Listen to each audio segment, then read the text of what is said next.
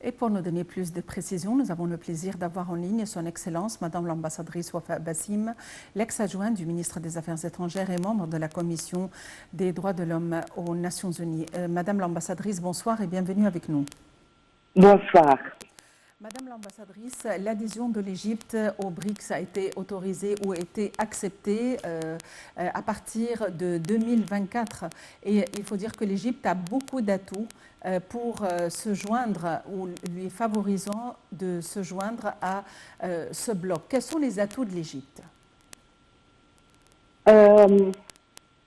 C'est bien que vous aviez posé cette question puisque au bout de 15 ans de l'existence du BRICS, les membres, les 5 membres ont pris ce qu'on appelle une décision historique d'élargir ce groupe qui représente les intérêts, qui porte la parole des pays en voie de développement qui ont un potentiel bien défini pour devenir des puissances économiques, que ce soit dans leur région ou que ce soit sur le plan international, ou bien les deux.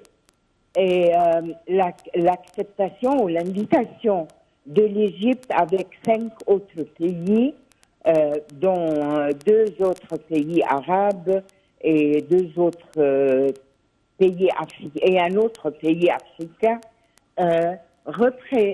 et un message très clair. D'abord, que l'Égypte a un potentiel et possède les critères nécessaires pour joindre un groupement qui est, on peut bien le dire, le groupement qui fait face, ou non pas qui est parallèle aux autres forats de caractère occidental.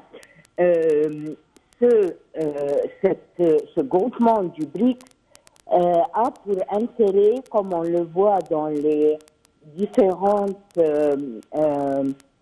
agendas, dans les différents agendas des sommets et des réunions ministérielles ainsi que les réunions techniques, et de le transfert de technologies, les changements climatiques, le développement économique, financier, l'attraction des investissements étrangers vers ces pays, la croissance du taux de commerce, que ce soit intra, donc entre les pays eux-mêmes du BRICS, ou extra vers le monde extérieur. Aussi l'encouragement de l'usage des monnaies et des devises nationales pour les échanges commerciaux jusqu'au moment où une décision sera prise sur l'idée ou le thème d'avoir une devise commune pour les BRICS. Ainsi, pour ce sommet-là, nous pouvons dire qu'il a atteint son but de décider sur l'élargissement du groupement et des indications sur les différents buts du groupe, parmi lesquels la devise commune qui a besoin encore d'être plus discutée, plus explorée, plus recherchée pour peut-être avoir une décision pour le prochain sommet. Justement, Madame l'ambassadrice, vous avez anticipé, vous avez évoqué la question de la monnaie, une décision qui a été prise ou discutée par les ministres des Affaires étrangères des pays des BRICS le 22 juin 2023 lors de leur réunion justement à Johannesburg. En attendant de parvenir à cette monnaie qui doit remplacer le dollar, il faut dire que janvier dernier aussi, la Banque centrale de Russie a décidé d'introduire la livre égyptienne dans son panier de devises étrangères. Dans quelle mesure cette étape va aider l'Égypte au niveau économique? C'est un des facteurs qui devrait renforcer la devise égyptienne, comme ça a été le cas pour le rouble russe et le cas pour l'yuan chinois. De toute façon, on ne peut pas encore dire qu'une décision a été prise en ce qui concerne la devise commune. Mais certainement, il y a une tendance une grande tendance, et la décision qui est prise, c'est de continuer d'explorer, de rechercher la possibilité et la façon de la mise en œuvre de la création de cette monnaie-là ou de cette devise-là qui sera une devise commune pour le BRICS. Maintenant, avec l'accès de ces 6 pays et le commencement de leurs activités à partir de janvier 2024, avec la présence de l'Égypte comme membre de la Banque de développement de BRICS, qui date depuis déjà 1 an, et maintenant tous les plans et toute la carte de route que le gouvernement égyptien a pris pour compléter la réforme économique, renforcer le statut financier égyptien, attirer les investissements. Avec tout cela, nous pouvons nous attendre à ce que le fait d'utiliser et d'avoir la devise égyptienne maintenant utilisable au sein du BRICS, puisque déjà un grand pays comme la Russie a accepté l'usage de notre devise, ça veut dire que nous avons une très bonne indication pour une grande amélioration sur le plan bancaire, financier égyptien. Madame l'ambassadrice, au cas où une autre monnaie serait adoptée pour les échanges commerciaux au sein des pays des BRICS, est-ce que ceci risque d'affecter la valeur du dollar, qui reste toujours la devise reine jusqu'à présent liée au baril de pétrole? Écoutez, le plus il y a une diversification des devises fortes dans le monde entier, le plus c'est dans l'intérêt des pays en voie de développement. Le risque d'affaiblir le dollar comme devise, disons, primordiale est présent, mais il ne dépend seulement pas de la décision prise pour une devise à l'intérieur du BRICS. Ça dépend de beaucoup d'autres facteurs, tels que le résultat des élections américaines, tels que le prix du pétrole, comment on va faire face, disons, à la situation de l'énergie avec l'arrivée de l'hiver, qui est dans quelques semaines, et aussi quelle décision sera prise. Les BRICS ont été formés il y a 14 ans et aujourd'hui c'est le 15e sommet.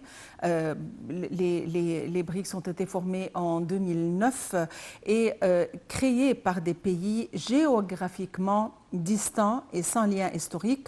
Le groupe des BRICS est devenu l'un des principaux acteurs sur la scène internationale. En septembre 2017, le sommet des BRICS s'est tenu en Chine avec la participation de l'Égypte en tant que pays observateur. Voyons les détails dans ce compte rendu. BRICS est un acronyme anglais qui désigne une alliance de 5 pays, le Brésil, la Russie, l'Inde, la Chine et l'Afrique du Sud. Le terme BRIC a été inventé pour la première fois en 2001 par Jim O'Neill, économiste en chef de la société d'investissement Goldman Sachs, dans un rapport intitulé « Le monde a besoin de meilleurs BRICS ». Le rapport, qui devait établir des prévisions sur les tendances économiques mondiales au cours des 50 années qui suivent, a tenté d'établir une définition des nouveaux pays émergents en désignant le Brésil, la Russie, l'Inde et la Chine comme des puissances économiques montantes. O'Neill a également souligné que le potentiel combiné de ces pays dans l'économie mondiale est prometteur en raison de leur croissance économique rapide, leur population massive, leur vaste marché intérieur et leurs ressources diversifiées. Dans un autre rapport rédigé en 2003 par Bonani Nicholson et Loupapoulos intitulé « Rêver avec les BRICS, le chemin vers l'année 2050 » et à nouveau publié par Goldman Sachs, les auteurs assurent que ce groupe devait croître plus rapidement que le G7, les 7 pays les plus industrialisés. La coopération entre les pays des BRICS a débuté en 2006. C'est lors de la 61e Assemblée générale des Nations unies que le ministre des Affaires étrangères du Brésil, de la Russie, de l'Inde et de la Chine ont tenu des entretiens qui ont donné le coup d'envoi à la coopération entre ces 4 pays. En quelques années, le groupe s'est transformé, passant d'un groupe informel à un véritable partenariat multilatéral.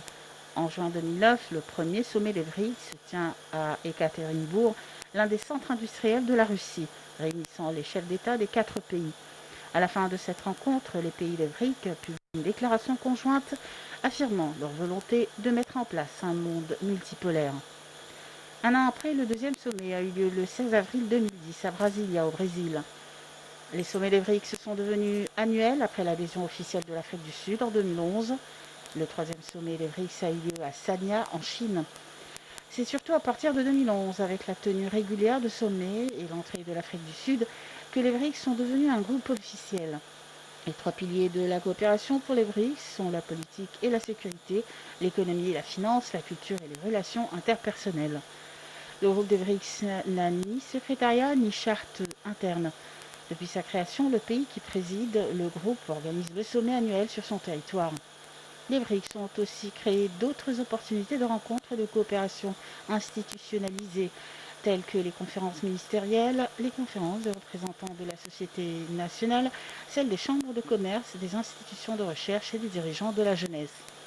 Pour échapper à la domination du dollar, les pays membres des BRICS ont décidé de créer en juillet 2014 une nouvelle banque de développement, conçue comme étant une alternative à la Banque mondiale et dont le siège se trouve à Shanghai, en Chine.